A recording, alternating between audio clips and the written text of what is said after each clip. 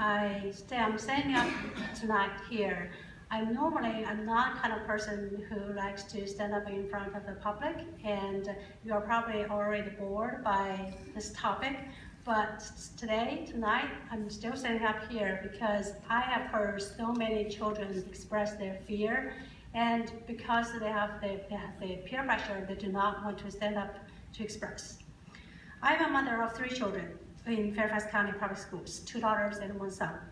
This evening, I'd like to share some thoughts on the regulations regarding Policy 1450, and this is aligned with the caring culture goal, which is to foster a responsive, caring, and inclusive culture where all feel valued, supported, and hopeful. In my opinion, the regulation today, as it is written, does not protect the safety, privacy, and dignity of every child in Fairfax County Public Schools.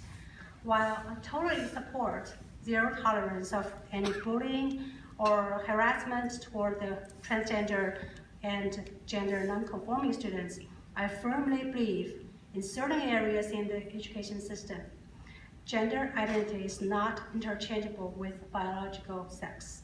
Locker room and bathroom access is one of these areas.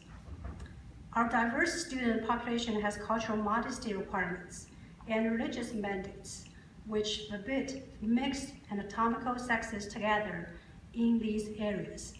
The current school facilities do not provide adequate privacy to the students. If a transgender student is placed in these areas with opposite sex students, it will force students by religion or national origin to be limited to use only a private area or single-use facility. This would subject these students to the same discrimination that the school board forbids to be done to gender non-conforming or transgender students. One could also say it discriminates against all students who identify as their God-given biological sex, because it does not give them the same privileges it gives to the transgender students. My children specifically expressed deep concerns and fears, and I don't think it's fair for them. Athletics is another area of such area for obvious reasons, but due to the time limit, I'm not going to go deep in that area.